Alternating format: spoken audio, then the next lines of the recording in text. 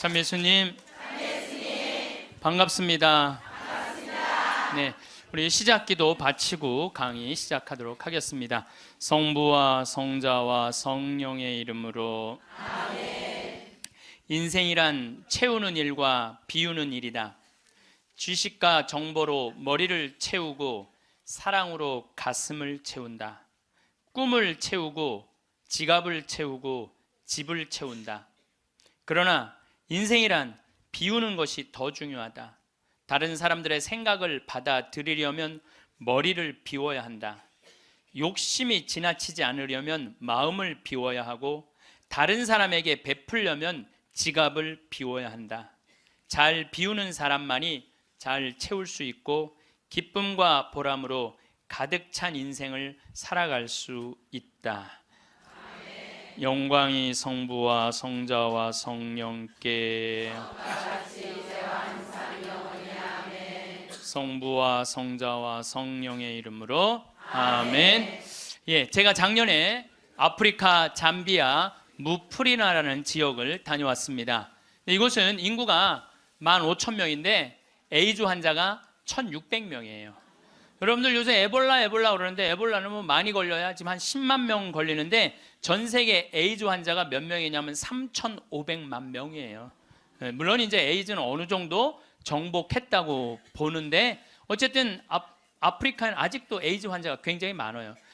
한 15,000명 사는데 인구가 한 1,600명이 에이즈에 걸려 있는 거예요. 그래서 수녀님들이, 그것도 우리나라 수녀님들이 이 에이즈 걸린 아이들이에요. 뭐 나이 먹은 사람은 이미 죽었고, 에이즈 걸린 아이들 이렇게 약도 대주고 영양제도 대주고 그럽니다. 그래서 제가 작년에 가서 우리 의사 선생님들, 또 이 사람들이 이가 아파도 일을 못 빼요. 그래서 이제 치과 의사 선생님들 모시고 가서, 에이즈 환자는 이게 이 빼는 게 굉장히 위험해요.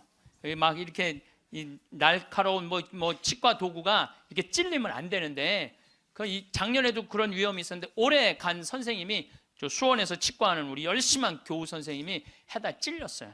그 에이즈 이 피가 그렇게 찔린 거죠. 그래서 어쨌든 이제 뭐 의사 선생님들 모시고 와갖고 이도 빼주고 에이즈 아이들 영양제도 좀 대주고, 그러니까 엄마가 또 빨리 죽으니까 애들, 그 고아 아이들이 많은 거야. 근데 얘네들도 에이즈에 걸려갖고 나오는 거예요. 근데 얘네들이 5kg가 넘어야지 약을 먹는데 5kg가 안 돼. 3kg밖에 안 되는 거예요.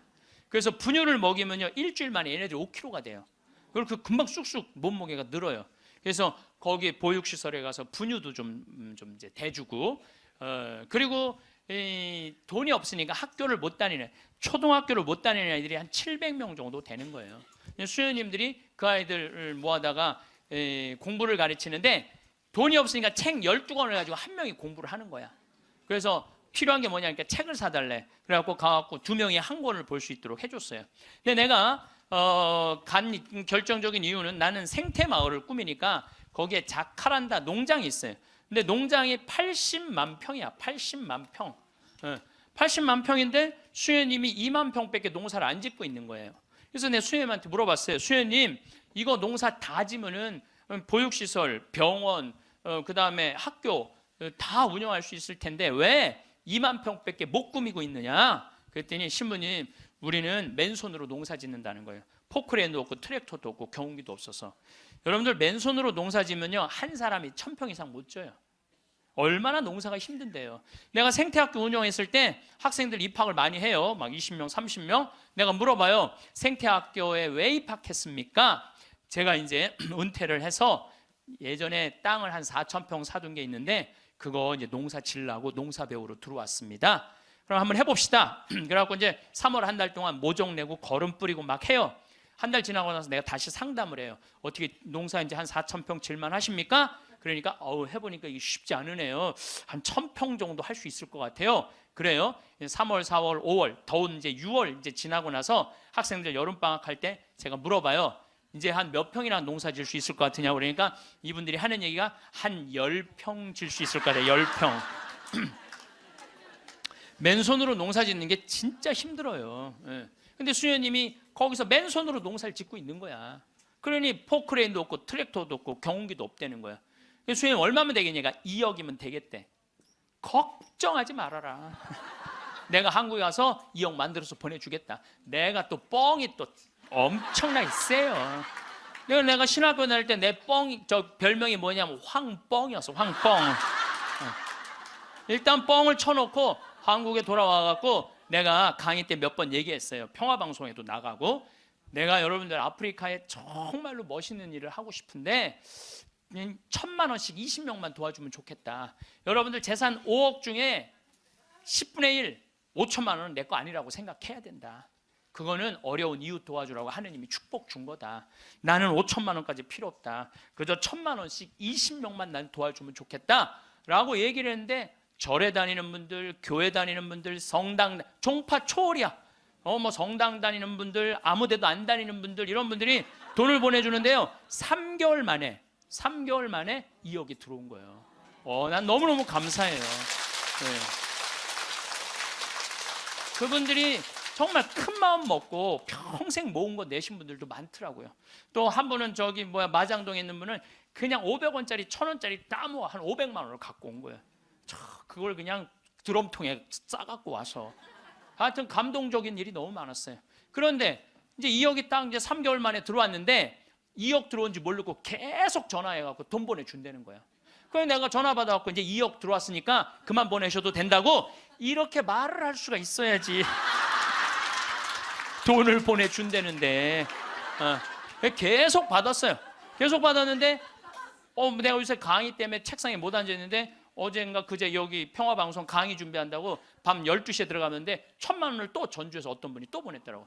그것까지 합쳐서 들어온 돈이 7억 1,000만 원이.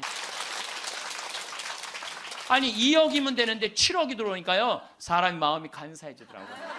난 그래서 이걸 하면서 그 복지시설 사람들 이해가 되더라니까요. 그 돈 떼어먹는 사람들 이해가 되더라니까, 이래서 떼어먹는구나.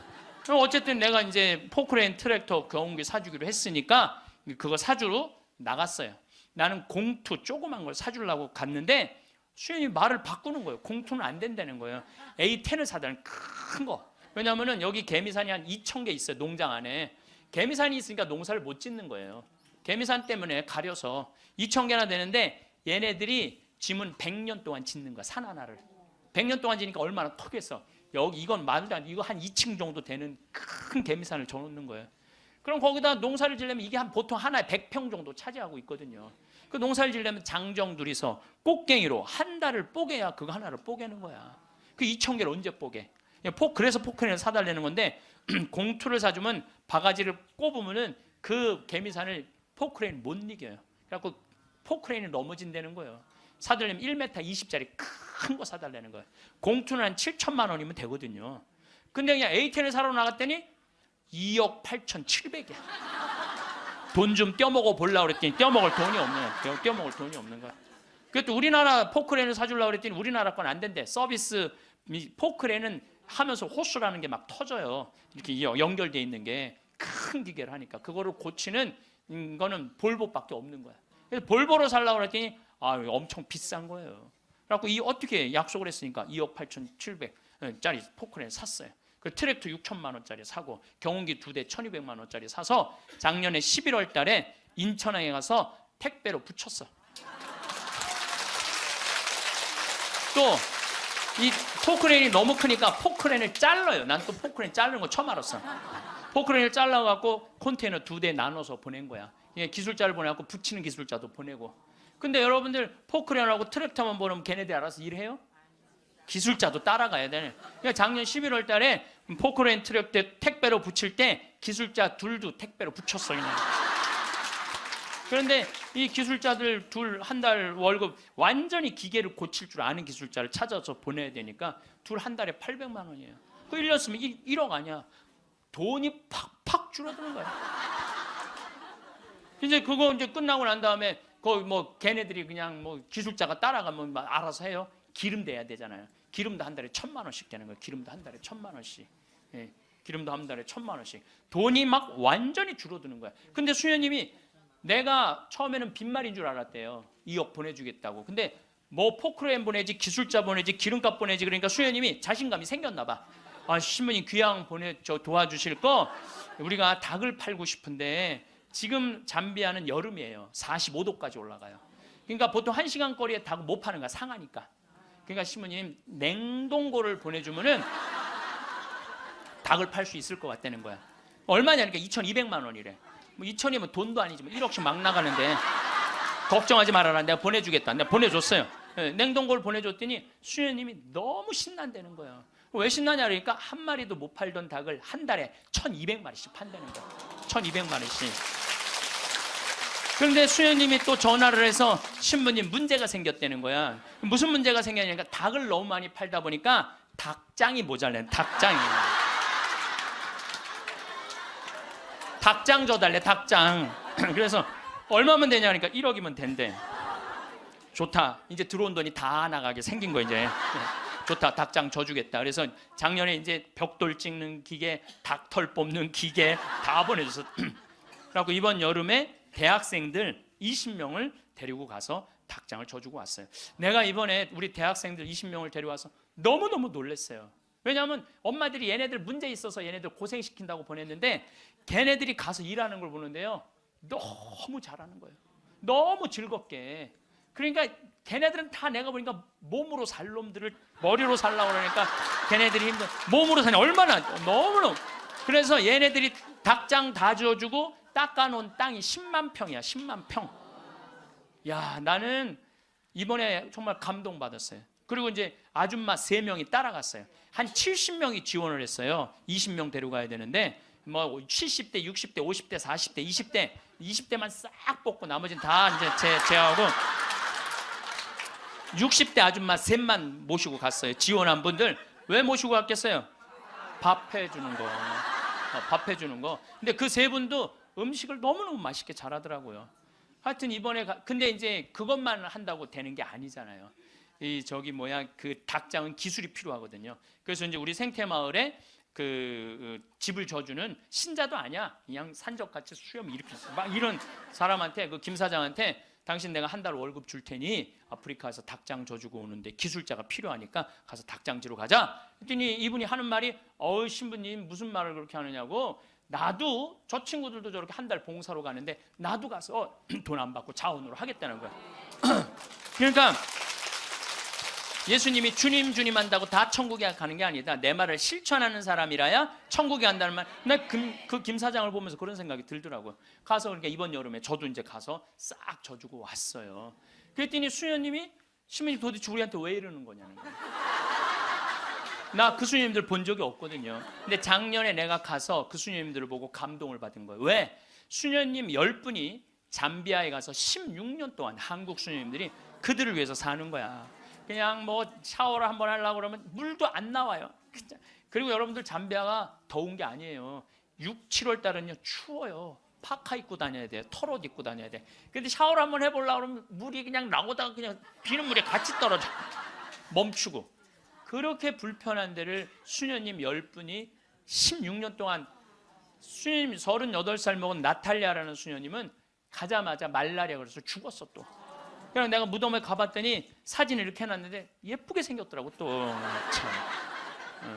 그러니까 옆에 동료 수녀님이 죽어가는데도 불구하고 이 수녀님들이 그들을 위해서 16년 동안 살았으니 이건 수녀님으로 안 보이는 거야. 작은 예수님으로 보이는 거야. 내가 이분들을 도와주지 않으면 나중에 큰 예수님한테 혼나겠다는 생각이 들더라고. 그래서 수녀님이 신부님 우리한테 도대체 왜 이러느냐고. 그러길래 내가 한마디 했어. 수녀님 무슨 말을 이렇게 섭섭하게 하느냐고. 같은 업종에서 일을 하면서 무슨 말을 이렇게 섭섭하게 하느냐고. 수녀님도 하느님이라고 나도 하느님이라는데 내가 도와주는 거 당연한 거 아니냐고. 그랬더니 수녀님이 또 전화를 해서 신부님 추장이 만나진다는 거예요. 무슨 추장이 많냐. 아직도 잠비아는 추장이 많대요. 근데 추장 한 분이 천주교 신자 추장이래요. 거기는 한 20%가 천주교 신자들 잠비아는. 근데 그 추장이 땅이 6억 평이 있대. 6억 평이 있대. 6억 평이. 그래서 수녀님 좋은 일 한다고 500헥타를 준다는 거예요. 그러니까 우리나라 150만 평, 450만 제곱미터 엄청난 큰 걸 준다는 거예요. 신부님이 어떻게 할까요? 전화를 했어요. 수녀님 그거 일단 받아두라고 그거. 그랬더니 창설자 수녀님이 독일 수녀님인데 이 수녀님 날 직접 찾아오셨어요. 신부님, 다른 병원 운영하는 수녀님, 보육시설 운영하는 수녀님, 그 다음에 학교 운영하는 수녀님들은 일이 잘 진행이 되는 거예요. 근데 이 수녀님은 울고 다녔다는 거예요. 16년 동안. 땅이 한 면이 3.2km니까 어마어마하게 땅이 크더라고요. 80만 평이. 근데 이 넓은 거를 수녀님 무슨 재주로 해? 돈은 없지, 일은 하고 싶지, 16년 동안 울고 다녔다는 거예요. 근데 요즘 이 수녀님이 웃고 다닌다는, 웃고 다닌다는. 그리고 친구 수녀들한테 이렇게 말한대요. 이것들아, 눈물로 씨 뿌리던 사람들이 기쁨으로 곡식을 거두리다, 이러고 다닌다는 거예요. 그러니 신부님, 이건 자기네들은 하기가 쉽지 않다는 거예요. 신부님은 나는 또 그쪽으로 공부도 했고, 그러니 신부님 귀향 시작을 했으니 완성을 좀 해달라고. 그러니까 난 또 80만 평 완성하려면은 70살까지 일이 기다리고 있는 거야. 난 아무리 살아도 아무 상관없어. 심심할 일이 없어. 심심할 일이.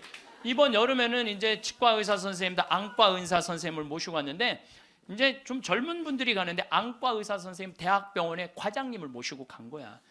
수술 도구까지 다 갖고, 내가 다 우리 후원하는 분들이 보내니까 치과 수술 도구, 안과 수술 도구 다 갖고 갔거든요. 근데 치과는 이제 작년에 갔으니까 환자들이 많은데, 안과는 사람들이 줄은 잔뜩 섰는데 무서운 거야. 이게 수술하면 누나를 빼는 건 줄 알고 누나를 빼는 건지. 백내장 환자가 많은데 그래갖고 그냥 들어왔다 나갔다 하는 거야. 그냥 수녀님들이 강제로 막 끌고 가, 해라고. 그래갖고 이제 이 백내장 수술을 해줬는데, 보통 그 사람들은 병원에 와도 고맙다고 안 그런대요. 근데 이 백내장 수술한 사람 매일 병원에 와서 고맙다고 그래. 눈알 빼는 줄 알았더니 눈알이 너무 잘 보이는 거야. 너무너무 잘 보이는 거야. 그래서 다른 과는 거기도 병원이 있는데, 안과, 치과 이거는 특수 직분이기 때문에 없대요. 근데 그분들이 그것 때문에 가장 고통을 겪는 거거든. 그래서 난 또 이제 의사 선생님들을 매년 모시고 가는 미안해갖고 내년에는 가지 말지 뭐 그랬더니, 신부님 빼놓고 우리끼리 올게요 그러더라고요. 왜 그런가 했더니, 그 의사 선생님들이 스트레스가 많아요. 그 아주 환자들 불평 그거 다 받아내는 거 너무 스트레스가 많은 거야. 그런데 그 선생님들 마지막 날 저녁에 이제 항상 회의를 하거든요. 신부님, 내가 의대 다니면서 내가 막 라면 먹고 그래. 그러니까 바쁘니까 보람을 한 번도 못 느꼈대. 내가 이렇게 힘들게 공부한 보람을 여기 와서 느낀다는 거야. 그러니까 나는 내년에 안 가려고 그랬는데 자기네들끼리 간다는 거예요. 참, 그래서 내년에 나 어쩔 수 없이 또 가게 생겼어요. 내년 여름에. 근데 이제 10만 평을 깎아놨는데, 거기도 지금 지구 온난화 때문에 굉장히 11월 시작하면서부터 우기가 시작됐는데 빈님이 안 오신 거예요. 그래갖고 보름 동안 안 오는데 지지난주부터 빈님이 오기 시작을 했다는 거야. 수녀님이 내가 이제 이양기라고 땅이 넓으니까 다 보내줬어요. 그 편지가 어제 왔어. 보니까 신부님 뿌렸는데 지금 비가 오시는데 옥수수가 대가 올라오기 시작한다는. 10만 평에. 그게 내 것도 아니고 그 프란치스코 전교 수녀회 건데도 나는 내 게 아니잖아요. 그게 그 수녀님들 도와주러 간 거니까. 그런데도 그거 생각하면 너무 행복해요. 야, 난 정말 행복한 사람이구나. 너무너무 좋죠. 그러니까 이제 이제 70살까지 나는 일이 기다리고 있는 사람이에요. 그러면 70살이 되면 이제 뭐를 해야 돼? 은퇴를 해야 돼요, 우리 신부들. 여러분들 70살이면 멀쩡한 나이예요. 여러분들 요즘 나이 계산하는 법 새로 나온 거 아시죠? 내 나이에 0.7년을 곱하면 그게 본 나이예요.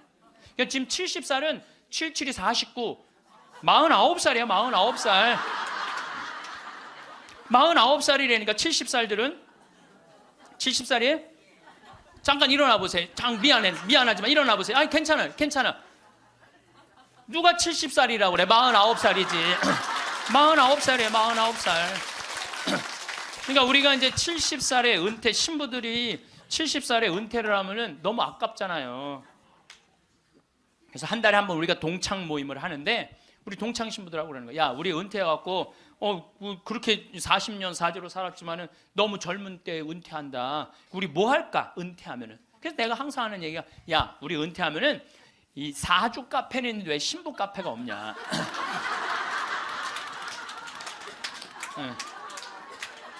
우리 신부 카페 하자. 신부 카페. 아니 요즘 사람들 마음 답답하면 사주 카페 가고 전보 커피 마시면서 전보잖아요.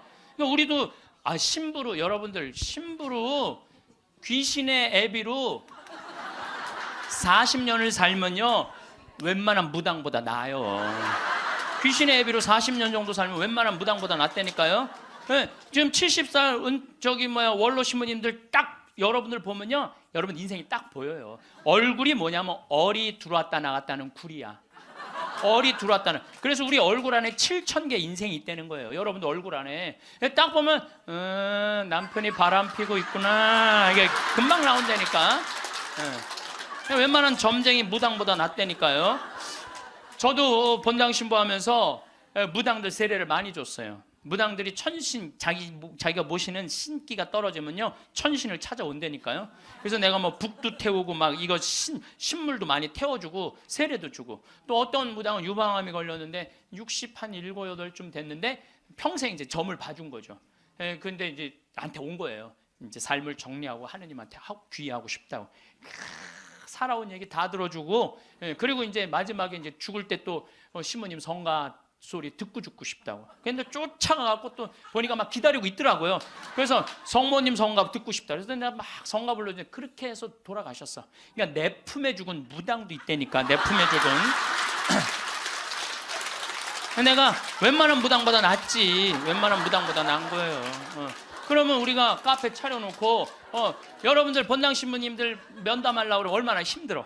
본당 신부님 바쁘고 우리 은퇴하면 시간도 많은데.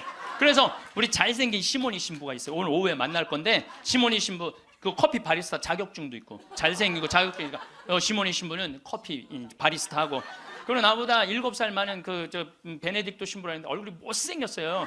네. 형은 그 정신없이 왔다 갔다 하지 말고 주방에서 나오지 말고 거기서 나오지 말고 음식하고 음식. 네. 그다음에 뭐 담배만 피우고 아무것도 안 하는 우리 마티아 신부 너는 청소하고. 난 이제 이게 되니까 앉아서는. 내가 장소도 다 봐뒀어요. 장소는 어디로 했냐면은 남한산성 성지가 있는데 남한산성 성지가 새로 성당을 줘서 갔어요. 옛날 구성당이 아주 그 창호주로 잘 져놨어. 그래갖고 그 성당 터 달라고 그랬어. 여러분들 남한산성 그 근처에 또 점 보는 데도 많아요 보면. 그래갖고 이제 거기에 이제 신부 카페. 우리는 은퇴해서도 할 일이 있는 거야. 그러니까 나는 이제 뭐 대학 하라고 이제 기부금도 40억 받았으니까 나는 200살까지 살아도 일이 있어요. 200살까지. 근데 여러분들은 무슨 계획이 있느냐?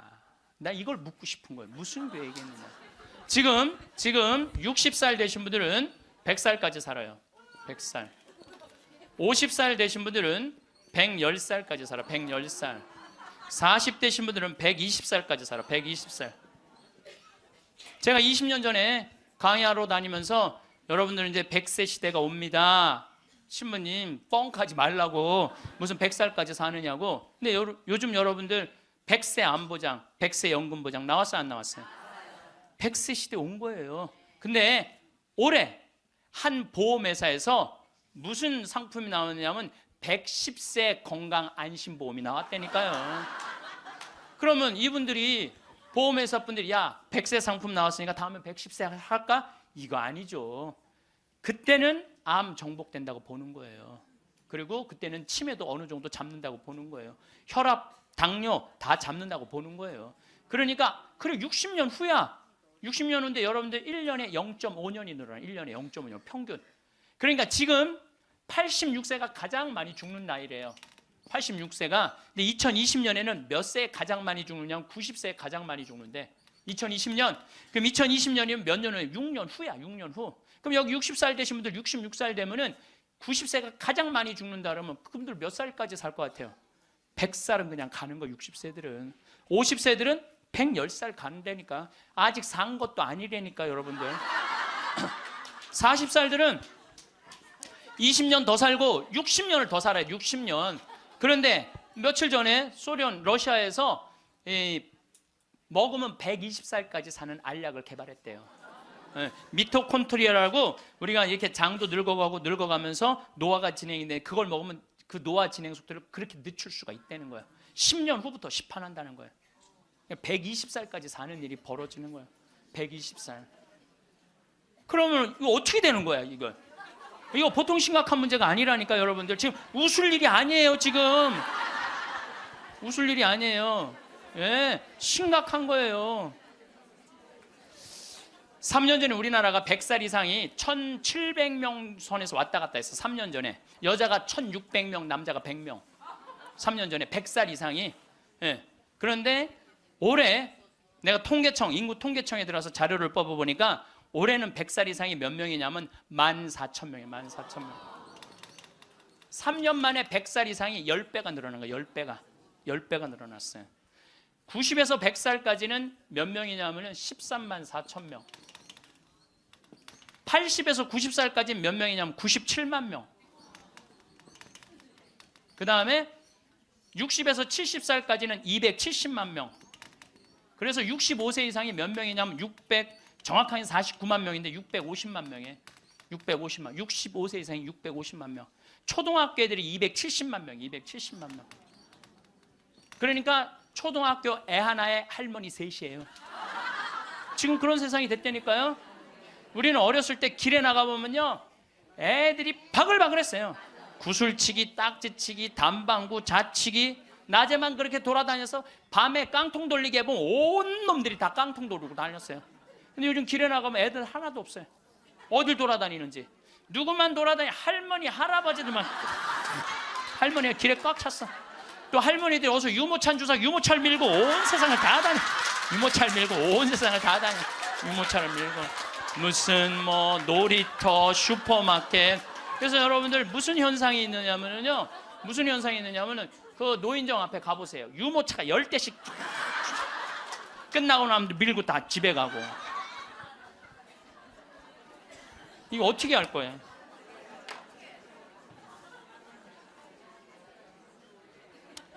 조선시대 왕들은 평균 연령이 조선시대 왕이 27명이었어요. 27명이 있었는데 평균 연령이 46.1세였어요. 왕들이 길게 살아야 46. 왕자고 공주들, 관리 잘한 왕들은 46.1세. 관리 잘하는 왕자도 큰 왕자들 있잖아요. 왕 못된 왕자들. 그거 평균 나이는 36세야. 평민들은 조선시대 35세. 평균 나이 35세.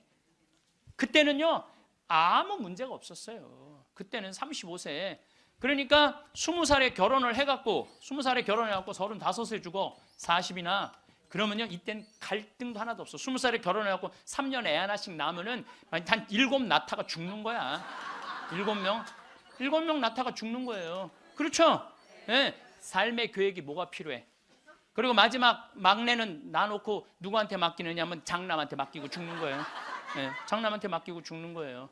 네. 계획 세울 필요가 없어요. 근데 지금은 안 죽어. 이게 보통 심각한 문제가 아니에요. 이게 안 죽는 바람에 모든 문제가 다 생기는 거야. 안 죽는 바람에. 여러분 요즘 연금 얘기 참 많이 나오죠? 연금 공무원들이 20년 의무로 내면은 그 다음부터는 받아 먹을 수 있는 거예요. 그럼 20년 냈으면은 20년만 받아 먹어야지. 120살까지는 몇 년 받아 먹을 것 같아? 60년 받아 먹는 60년. 여러분들 나라 망할 것 같아, 안 망할 것 같아요? 망하게 돼 있어요. 이거는 불보듯 뻔한 거예요. 뭐 그리스, 스페인 그래서 망한 거예요. 그래갖고 좀 나라 이제 자식들을 위해서 좀 후손들을 위해서 연금 좀 깎자고 지금 국회에서 정부에서 그러는 거 아니에요? 계산 뻔히 나오니까 연금 깎자고 그랬더니 깎으려는 연금을 안 깎고 머리 깎고 안 된다고 그냥. 아니 누가 연금 깎자고 그랬지 머리 깎자고 그랬어? 그런데 여러분들 이게요, 이게 웃지도 울지도 못할 일이에요. 웃지도 울지도 못할 일이야. 이게 지금 우리나라가 지금 무대책이야. 무대책. 아무 대책이 없는 거야.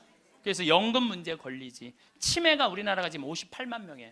여러분들 35살 때 죽을 때 치매 걸려요? 이땐 치매 걸릴 시간도 없어요. 근데 지금 80, 90 방에 가만히 앉아 있으면은요, 네가 누군지 내가 누군지도 모르고 그냥 이러고 있는 거예요. 네가 누군지 내가 누군지도 모르고. 그러면 치매가 이렇게 있으면은 이 한 집에 5, 6 매달려 있다고 보면은 300만 명이 치매 때문에 고통을 겪고 있는 거예요. 모든 문제는 안 죽어서 생기는 문제예요. 그리고 난 정치인들도 보면 참 머리 나빠. 여러분들 65세가 650만 명, 50세까지 되면 거의 1000만 명인데 이제는요 진보가 보수를 이길 수가 없어요. 진보가 보수를 이길 수, 늙으면 보수로 될 수밖에 없거든. 그러니까 노인들은 또 투표를 또 얼마나 열심히 해요. 똑같이 찍잖아. 이게 무슨 얘기냐면은 사회가 변할 가능성이 없다는 거예요.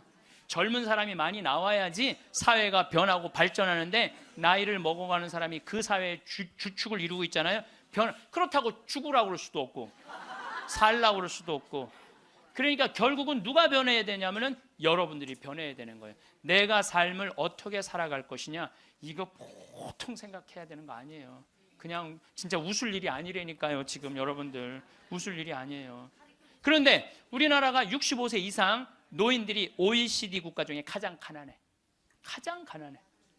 근데 여러분들 왜 가난한 줄 알아요? 국가가 잘못해서 가난했을 것 같아요? 천만의 말씀. 우리나라가 프랑스보다 교육비를 몇 배를 더 쓰냐면 9배를 더 써요.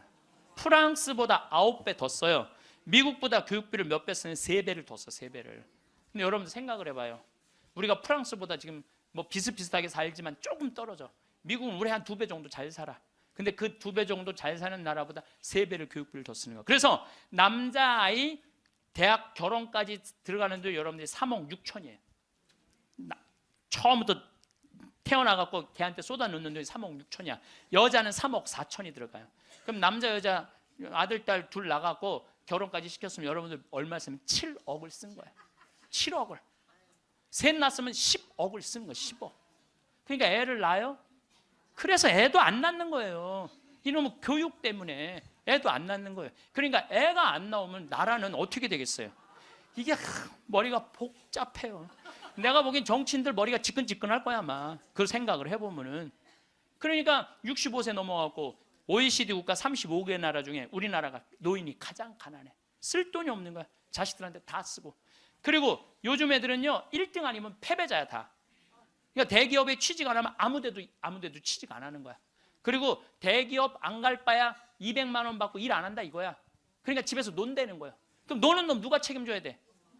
부모가 아니 어제도 저녁 먹으면서 들은 얘기인데 엄마 아빠가 다 교직이래. 그래서 연금이 700만 원 정도 나온대요. 그렇게 친구 중에 제일 연금이 많이 나온대. 상전 밥 한 번, 술 한 번을 안 낸다는 거야. 친구들이 막 욕을 한다는 거야. 너는 이 새끼야 밥 한 번을 안 사냐. 그렇게 연금이 많은데 근데 한 친구한테 술 한 번 하자 그러면서 울면서 그러더래요. 애들이 둘 다 명문대학을 나왔는데 대기업 몇 번 보내 떨어지더니 집에서 놀고 있다는 거야. 걔네들 생활비로 600만 원을 대준다는 거예요. 자기가. 그 자기네들이 100만 원을 가지고 쓴다는 거. 100만 원을 가지고. 그러니까 친구들 뭐 사주고 싶어도 사줄 수가 없다는 거예요. 100만 원 갖고 생활해야 되니까. 이게 지금 대한민국이 지금 정신이 나가도 한참 나간 거예요. 보통 문제가 아니라니까요. 안 죽어서 문제, 애들 일 안 해서 문제, 애 안 낳아서 문제. 참 큰 문제야. 그러니까 여러분들은 내가 어떻게 살아갈 것인가 이 계획을 잘 세우셔야 돼요. 잘 세우셔야 돼. 예. 또 이 나이를 먹어갖고 어떤 문제가 있느냐면은 70세 드신 분들 이 경제적인 문제가 지금 가장 심각한 문제고 또 하나는 무기력증에 빠져요. 사는 게 재미가 하나도 없어. 돈이 있어야지 어디 돌아다니까. 돈이 있어야지.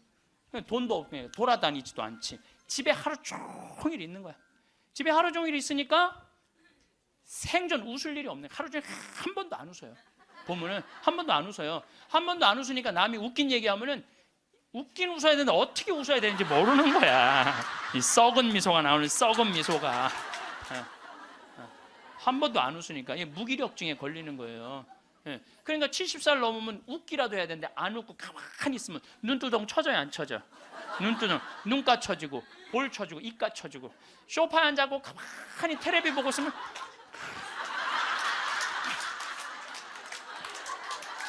소파에 앉아고 텔레비만 째려보고 있는 거야. 아니 텔레비가 뭘 잘못했다고. KBS 한번 째려보고 MBC 한번 째려보고 SBS 한번 째려보고 평화방송 한번 평화방송 볼 때 더 째려봐. 저 무슨 얘기하는 건가. 뭐 애들 다 떠나고 애들 떠나고 여러분들 애들 다 떠나고 남편하고 있으면 뭐 깨가 쏟아질 것 같아요? 깨 안 쏟아져요. 신혼 때나 깨가 쏟아지는 거지. 소파에 앉아 이렇게 있는데 남편이 지나가면은 투명 인간이 지나가나 보다.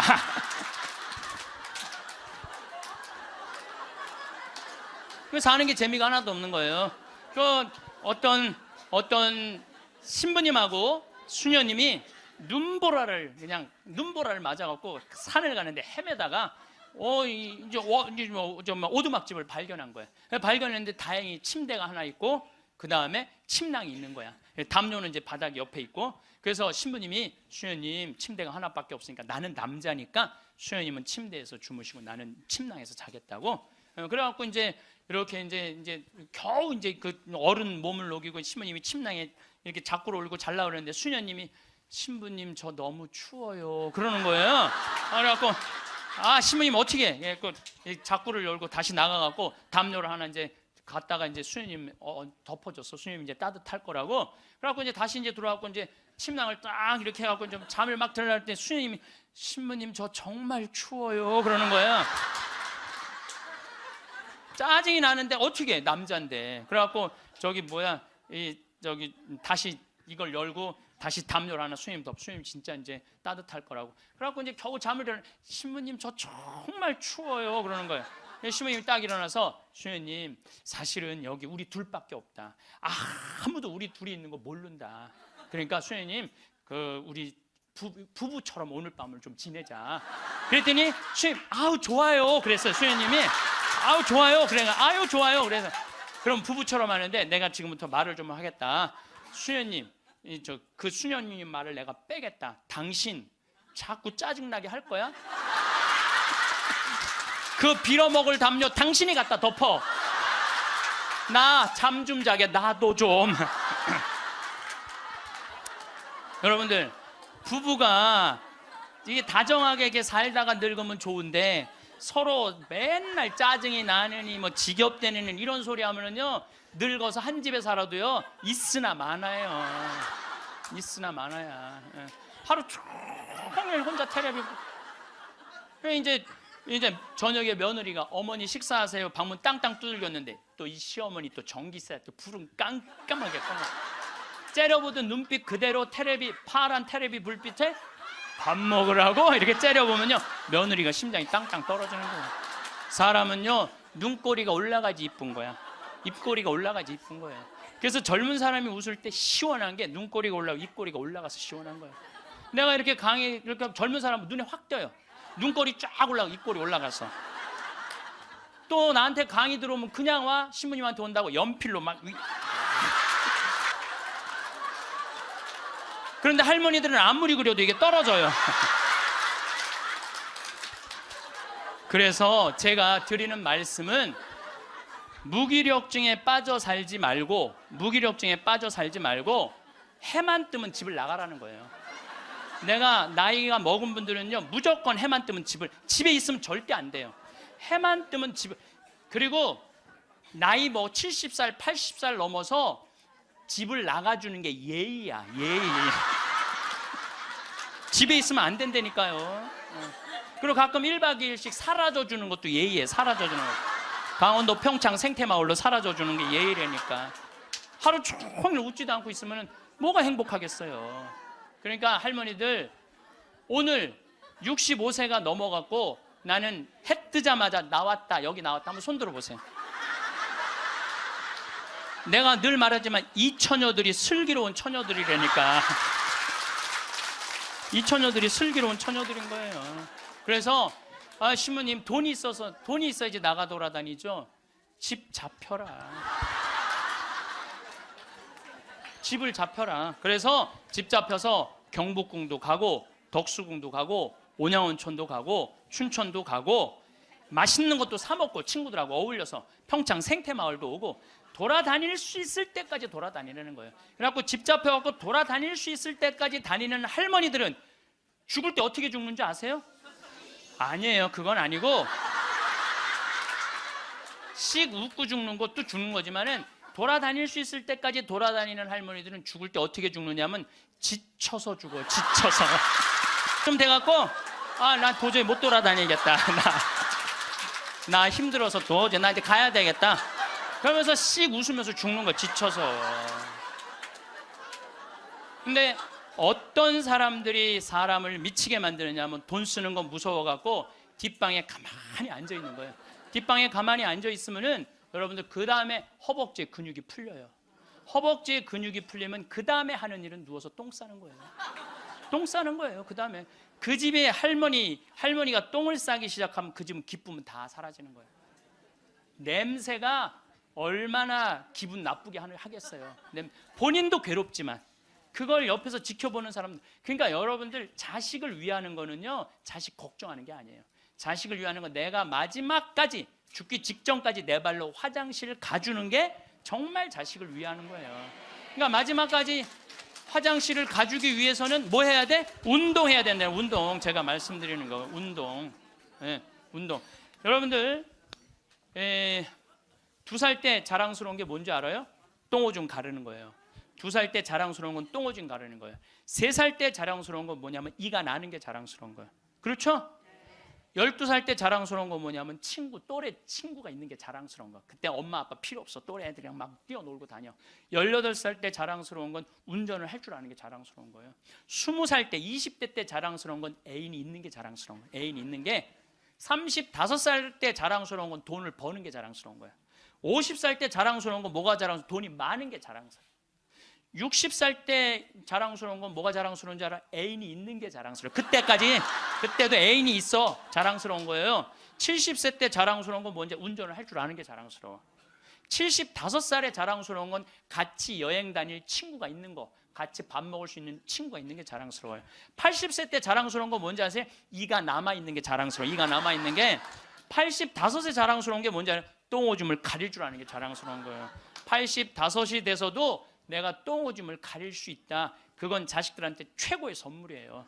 그래서 뭐를 하라? 운동을 해라. 이 운동 얘기부터는 다음에 내가 강의를 여러분들한테 하도록 하겠습니다. 마침 기도 바치겠습니다. 성부와 성자와 성령의 이름으로. 큰 재산은 소심한 사람에게 걸맞지 않다. 집에서 말씀입니다. 구두쇠에게 재물이 무슨 이익을 주겠느냐? 제 몸을 돌보지 않고 쌓기만 하는 자는 다른 이들을 위하여 모으는 것이니 그의 재산으로 남들만 흥청거릴 뿐이다. 자신에게 악한 자가 누구에게 관대하겠느냐? 그는 자기 재산도 즐기지 못한다. 자신에게 인색한 자보다 더 악한 자는 없다. 그것이 바로 자신의 사악함에 대한 보상이다. 욕심이 많은 자의 눈은 제 몫으로 만족할 줄 모르고 몹쓸 부리는 영혼을 메마르게 한다. 구두쇠는 음식을 아까워하며 그의 밥상에는 음식이 모자란다. 영광이 성부와 성자와 성령께. 성부와 성자와 성령의 이름으로. 감사합니다.